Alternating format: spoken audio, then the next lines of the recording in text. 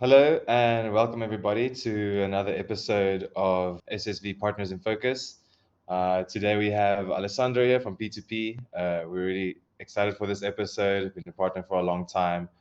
Alessandro, how are you doing today? Yeah, I'm doing great. Thanks a lot, Robert. It's great chatting with you here. Yeah, for sure. Well, let's get into it. Do you mind giving us a bit of an overview of, our partnership with SSV Network and kind of being a verified operator? How has that been for you, and how has it impacted, your operation? Yeah, so we basically since we started, let's say the not just like our partnership in general, since we started like the whole research around DVT, I think the first thing that immediately became evident for us was the fact that there is a big opportunity in this new technology in the overall staking ecosystem. So for us, I think the biggest impact there has really been on our product roadmap. The fact that we really started to dedicate a lot of our efforts, a lot of our energy into DVT, specifically into building a solution that facilitates how our institutions can access DVT, has really been one of the I would say probably the biggest impact on our side. That's very cool. On top of that, I think it's also nice to see that DVT is very much about collaboration, right? So we see firsthand the fact that right now we are working more closely with other node operators, creating synergies, creating partnership out there to all together try to offer a better product for our clients. That's very cool. Yeah, I think in terms of SSV, it's really nice because I think the whole ethos is kind of built around that. It's kind of built around collaboration. It's built around, a community-owned public good. P2P and all sorts of other, staking organizations can connect, and we can all kind of play on each other's strengths. And I think especially you guys and the rest of the verified operators are like you're kind of like the benchmark.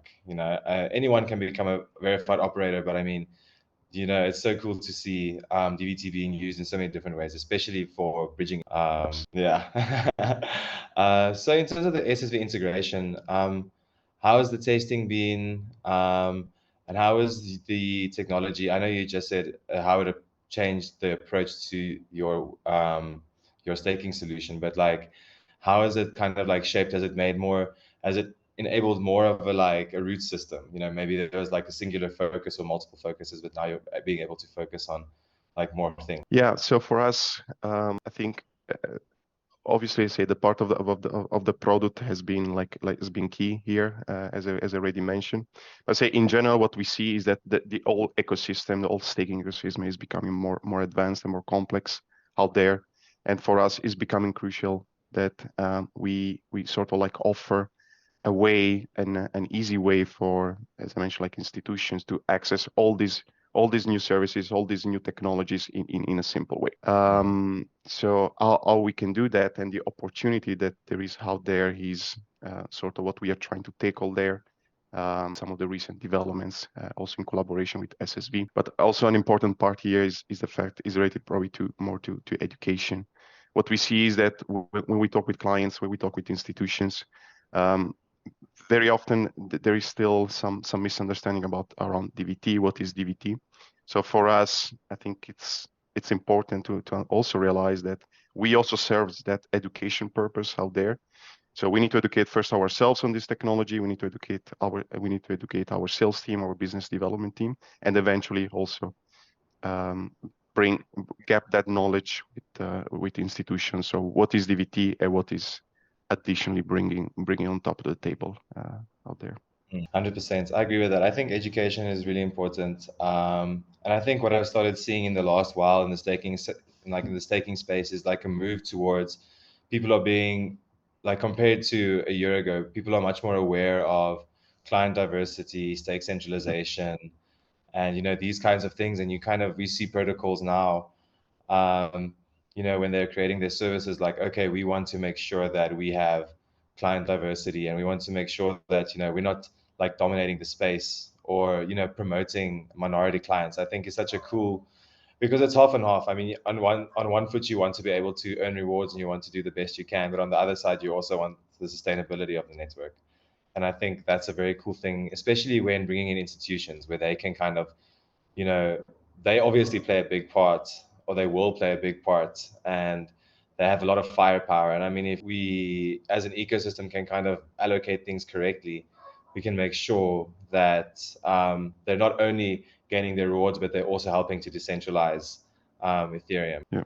No, that's a good point, Rob. I mean, and I agree with the fact that institutions have a good technical know-how, so they know what we are talking about here.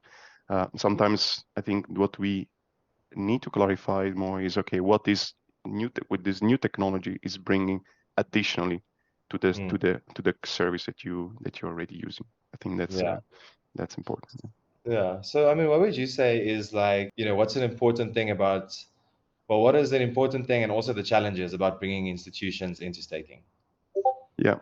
So obviously, I think from the number of times I use the word institutions, I mean, it's clear that institutions is a key target audience for us. That means obviously we talk a lot with them, we interview them, we do like all kinds of research, quantitative, quality, and there are always, Robert, like two aspects of always mentioned. One is of course security. Second one is also what are the economic incentives for using this technology. Now I think in the DVT/SSV narrative, security has already been often emphasized. We often talk about fault tolerance, for example. With economic incentives there, we try to, for example, explain them the fact that, for example, like you don't need to rely on all the parties to be online, to make sure basically your validator is still performing the expected task. That can reduce the likelihood of, for example, missing attestations, and attestation is a big part in the rewards. So this can result into higher yields, but we are still kind of lacking some data here, some quantitative data. So that's definitely something I expect over time to have something a bit more visible, more evident to share with them. In terms of challenges, as I mentioned, security is key to them. So right now, and please correct me if I'm wrong, but on SSV there is still not there's still no like a native way to exit your validators. That's of course like often like a concerns they mention. There is some extra handling required for the SSV tokens, for the fee on the clusters, to basically check that there is always enough for your node operators. And the fact that it's also a new technology is often mentioned as a challenge for them. They want to make sure, of course, that they are putting their money in something safe. So, of course, from our side, what we are trying to do is to take all those challenges that I've mentioned, while, of course, the protocol and the whole SSV ecosystem becomes better and better. Yeah, I think so. In terms of exits, I think exits are still possible at the moment because when you split your validator key, you sign your rewards address. Yep. So if you want to, all the rewards just go to that address anyway. And if you want to remove the validator, so it depends on the implementation. Some implementations are using DKG, some are using the key splitting. So I mean that's like a whole bit of a technical conversation. But I mean, yeah, I think with account abstraction and stuff like that, I think exiting will become a bit more easy, and also paying for validator fees. What I've seen some of the other applications do is also kind of create like payment through the rewards, but kind of like ETH rewards into SSV, pay for operators. So I think that's a nice thing about the protocol, is the fact that you can just plug in and you can kind of build the solution the way you want. I was going to talk about the benefits about DVT, but we kind of already touched them already, like fault tolerance and security. I think one of the things that is pretty cool that we didn't mention is maybe risk. I think institutions, as I'm not a expert, but as far as I understand, there's also like lots of stuff to do with KYC and like knowing who your operators are.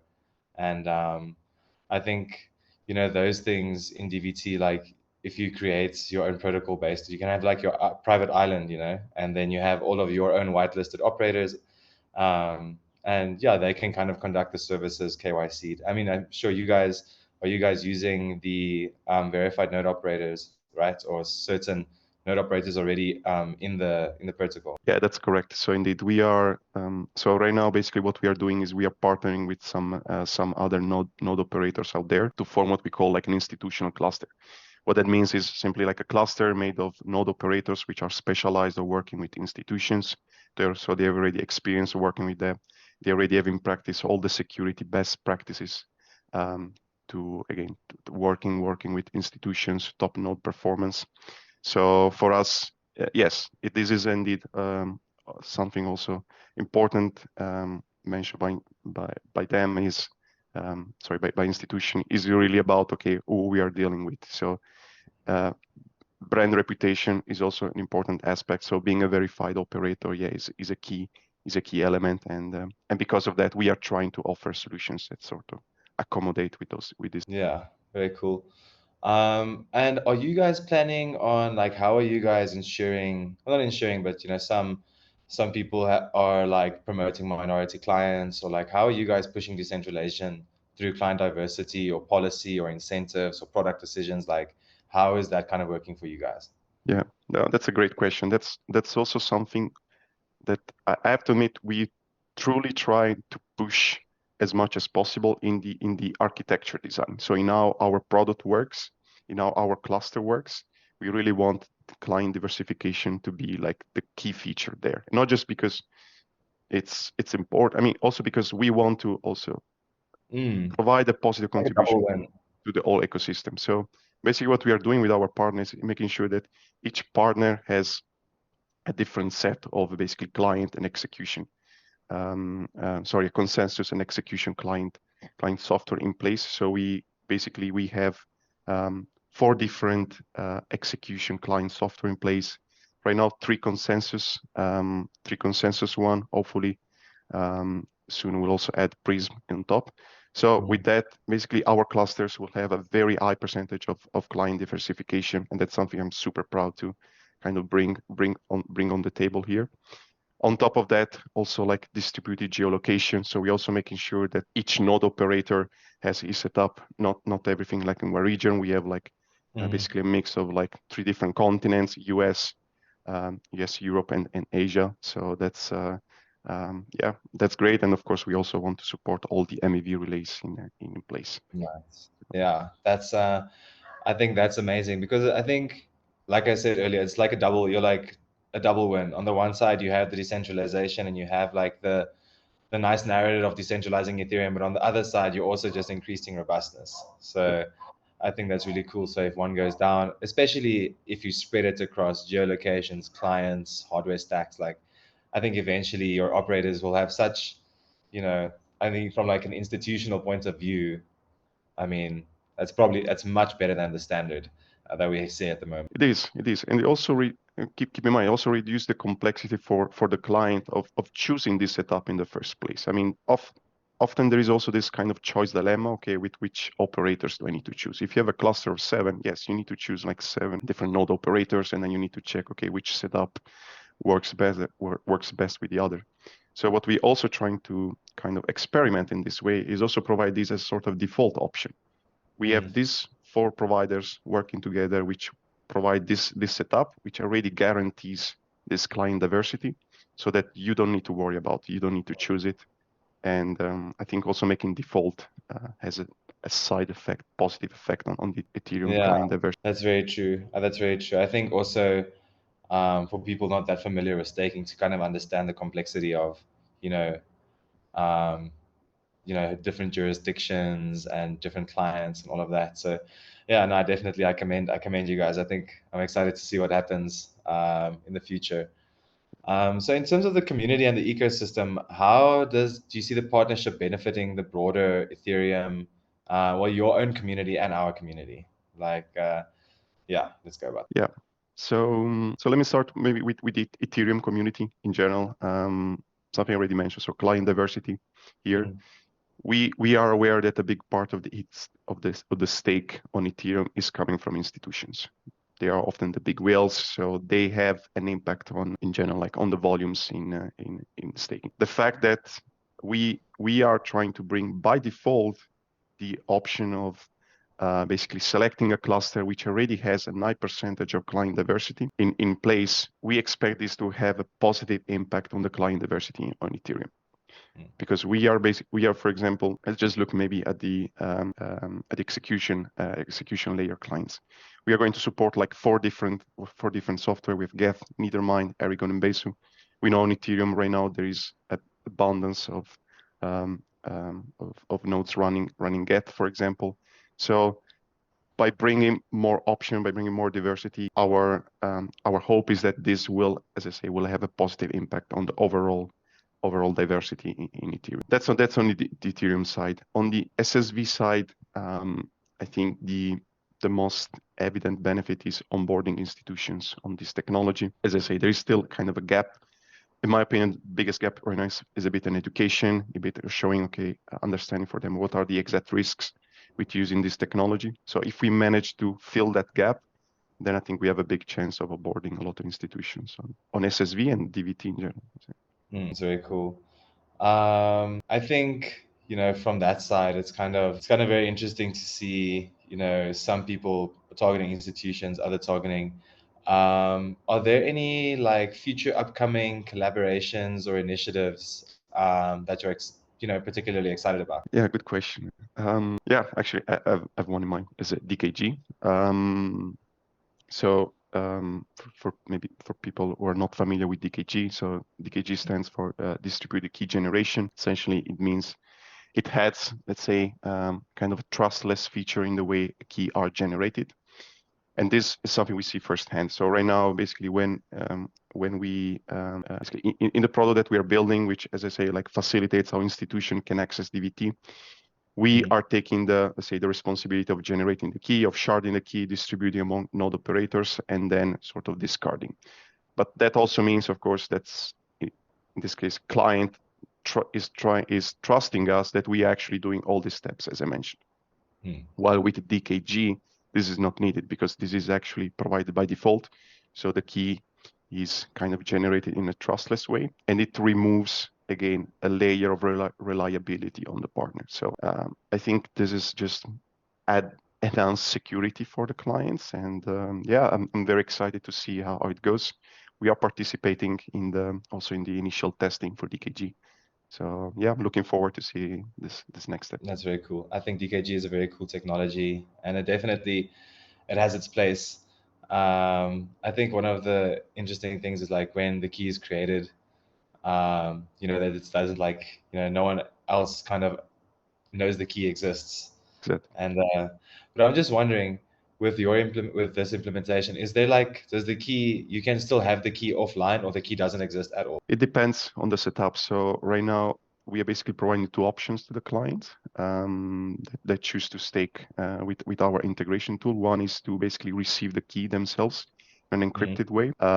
If they do that, basically we discard the key. So the key, let's say, except our shards, we do not have access anymore. In case the client doesn't want that choice, so basically that only leaves us with one scenario, which is that we keep the full copy of the key. To be honest, this is a part we haven't still implemented, so we are kind of still brainstorming the different solutions. And yeah, we'll probably share more later on. But for now, we are just want to kind of reduce the risk as much as possible. So we want to return the key back to the client. Yeah, for sure. I think that's a very interesting, notion about keeping the key versus not keeping the key, like being able to move services. I like we were trading in very shallow waters, like undiscovered waters. So I think it's very cool to kind of like see all these different implementations and how we're doing. I wanted to mention, is P2P like mostly focused on institutions, or is there like a push to kind of do like venture into different segments of stake? Of course, we are not really excluding, let's say, other segments from the table, like for example, like a retail, something like that. But yeah, I have to say, like our focus at least like in the previous months has really been around institutions, and the technology, the kind of integration we are building are mostly targeted for institutions. So these are, let's also call intermediaries. They work with other clients, and they often have, for example, like a platform and they need a way to automatically basically stake the amounts that their clients want to stake using their platform. And for that, they rely on technologies like API, SDK to kind of facilitates this communication. So our products have been focused very much around institutions, but again, this doesn't mean other segments cannot use our cluster, for example. It's permissionless, so of course. Okay, yeah, that's one of the beauties of this space is the permissionlessness. Anyone can join in, play a part, earn rewards. So sure, I think we've done quite well. I actually just have one last question left. But if you have any questions for me, you're also more than welcome to shoot. So the vision for staking, like with the advancements in the technology like DVT, how do you envision the future of staking evolving? Yeah, good one. I think yeah, we could talk another 30 minutes on this. Yeah, no, it's true. I mean, just looking at restaking now and how they want to kind of change the MEV game for sure. I mean, there's a lot, there's a lot that we can do. Yeah, there is a lot. So, okay, let me try Something to of your personal interest, maybe let me try something to that's position close like in to your different heart. ways. So, let me say from a client side.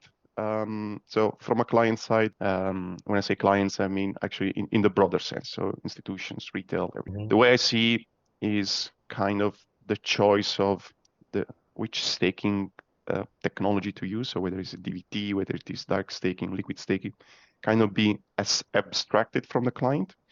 So clients will not even know what kind of staking solutions they are using. That will be basically chosen by the application they are interacting. Just because there are so many options out there, I think the kind of the gap on understanding all of them might be kind of a challenge for all these clients, and therefore applications might sort of abstract that decisions, use maybe some default options themselves and provide that to the client. So I see this kind of abstraction happening more and more as the ecosystem evolves. From the ecosystem itself, so from the Ethereum side, what kind of I see is, of course, a bigger percentage of the total stake being staked using DVT technologies, and that hopefully will also have a positive impact, as I mentioned, for example, on client diversity. I really want to see some of these, for example, centralizations on client software being reduced using technology like this. I think it's really important for us that we make it right, and DVT is an opportunity for that. And last but not least, of course, from our side, from the node operators, from our industry, what I see is kind of more partnership happening among node operators, more partnership in the sense of like offering projects together. Now we just started with DVT, but maybe this can be extended also to other things. So building more products together, kind of showing that we can all work together and try to offer the best service to the clients in general. Nice. Yeah. I hope it answered the question. It does. I think that's a nice end, to the conversation. I think, I can basically just echo everything you just said.